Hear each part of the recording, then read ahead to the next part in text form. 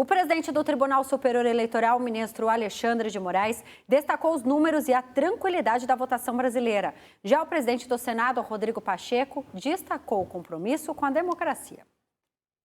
O ministro Alexandre de Moraes informou que na votação deste domingo foi registrado o maior número de votos em candidatos da história brasileira, tanto percentualmente quanto em termos absolutos.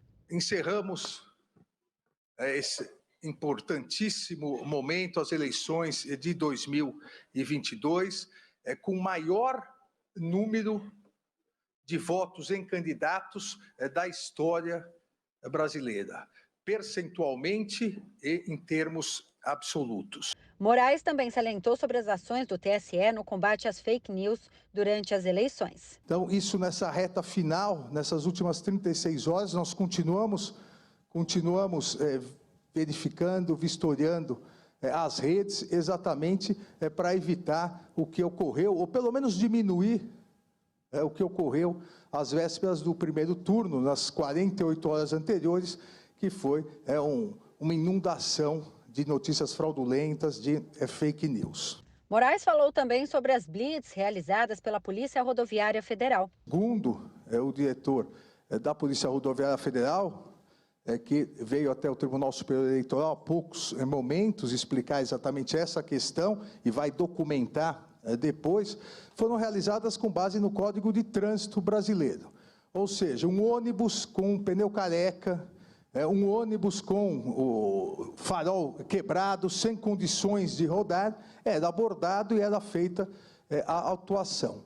Isso, em alguns casos, retardou a chegada dos eleitores até a sessão eleitoral, mas em nenhum caso impediu os eleitores de chegarem às suas sessões eleitorais. Alexandre de Moraes aproveitou para elogiar o presidente do Senado, Rodrigo Pacheco. Mais tarde, em coletiva, Pacheco fez um balanço do segundo turno das eleições. Todos os candidatos que disputaram essas eleições de primeiro e de segundo turno, todos eles vitoriosos ou derrotados, contribuíram para a construção democrática, para o debate de ideias e para a nossa democracia. Depois da eleição de Lula, a Bolsa de São Paulo teve uma leve alta. O dólar caiu em relação ao fechamento na sexta-feira. A Bolsa de São Paulo teve uma manhã de alta nesta segunda-feira, em clima de volatilidade, depois da vitória de Luiz Inácio Lula da Silva nas eleições presidenciais contra Jair Bolsonaro, que ainda não se pronunciou sobre o resultado. O Ibovespa, principal índice da maior bolsa de valores da América Latina, avançou pouco mais de 1%, por volta das 11 horas da manhã, no horário de Brasília, depois de abrir em baixa. Enquanto isso, o dólar caiu para R$ 5,22 a partir do fechamento de sexta-feira, que foi em torno de R$ 5,34. Analistas afirmaram que, ainda que as eleições tenham tido uma definição, as incertezas que vinham perturbando os mercados nas últimas semanas ainda não foram dissipadas. Isso, somado às dúvidas sobre a reação do presidente derrotado Jair Bolsonaro, gera esta volatilidade e oscilações nos mercados. Mais de 12 horas depois da divulgação do resultado, Bolsonaro ainda não se pronunciou sobre a derrota. Dois dos maiores parceiros comerciais aqui do Brasil enviaram mensagens de congratulações ao presidente eleito Luiz Inácio Lula da Silva. A China exaltou a parceria e história dos países, enquanto a Alemanha afirmou ser uma vitória também para a proteção ambiental. Os governos de dois dos maiores parceiros comerciais do Brasil parabenizaram o sucesso do processo eleitoral e desejaram sucesso ao próximo presidente. O Ministério das Relações Exteriores da China afirmou que os dois países têm uma relação comercial estratégica. A China parabeniza de maneira calorosa o senhor Lula por mais uma eleição como presidente do Brasil e deseja ao país sucesso no desenvolvimento. China e Brasil não são somente os dois grandes países em desenvolvimento e importantes mercados emergentes, mas também parceiros estratégicos abrangentes. Nos 48 anos, desde que foram estabelecidas relações diplomáticas, as relações China-Brasil se desenvolveram de maneira saudável e estável e a cooperação prática em todos os campos produziu resultados abundantes. A ministra das Relações Exteriores da Alemanha também enviou uma mensagem do país europeu para o Brasil. Primeiro, parabenizo o novo presidente eleito Lula pela vitória. A eleição no Brasil tem um vencedor e vários vencedores. Um vencedor, o principal, é a democracia brasileira, porque as eleições, que foram muito apertadas, foram transparentes e justas. Especialmente nesses tempos, isso é muito importante para a nossa confiança na democracia e no Estado de Direito. Outro grande vencedor é o meio ambiente. Líderes do mundo inteiro já tinham enviado mensagens ao Brasil, como os presidentes dos Estados Unidos e Rússia, a chefe do executivo da União Europeia, o primeiro-ministro britânico, entre outros. Em qualquer lugar, nesta segunda-feira, as eleições dominaram as rodas de conversa entre os brasileiros. Eleitores fizeram um balanço da votação e do que esperar para os próximos anos. O resultado das urnas das ruas. Cariocas debatem nesta segunda-feira sobre a política nacional e fazem um balanço da vitória de Luiz Inácio Lula da Silva. O que fica muito exposto, os números dizem pra gente, né, que realmente é uma divisão, né? O país está totalmente dividido e os governantes precisam avaliar e entender o resultado dessa eleição, né? Mas o resultado dele ele é claro, né? O povo escolheu.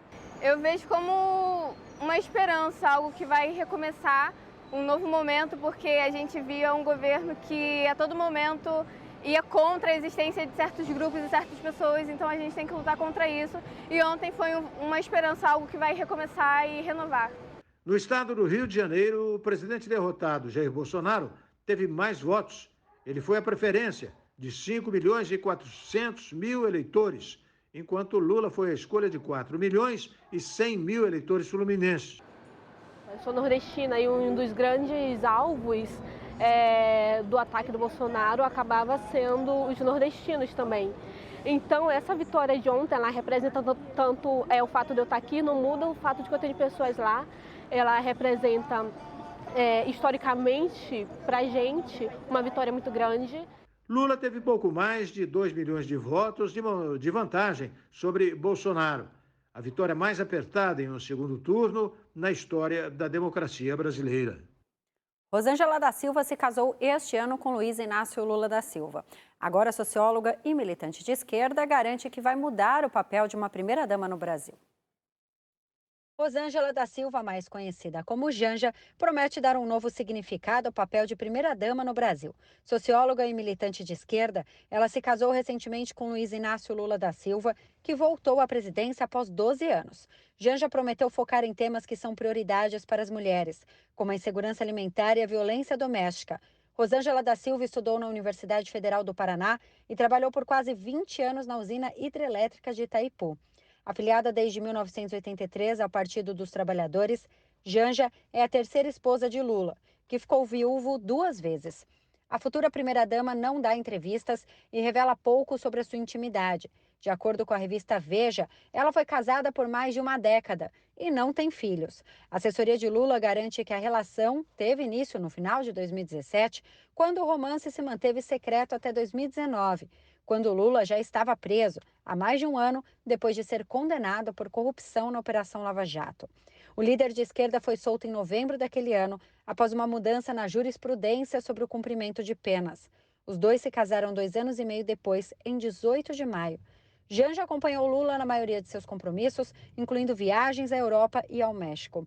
Durante a campanha, esteve junto do marido em reuniões, nos bastidores de coletivas de imprensa e foi ativa nas redes sociais, junto a personalidades e influenciadores para atrair votos. Também chegou a pegar o microfone para criticar com um tom sereno o presidente Jair Bolsonaro, defender os direitos das mulheres e dedicar músicas e palavras carinhosas a Lula. E depois do intervalo, Tarcísio de Freitas promete olhar para os interesses de São Paulo e seu governo. E cantor Erasmo Carlos rebate rumores de falecimento com foto em redes sociais. O RB Notícias da Rede Brasil volta daqui a pouquinho.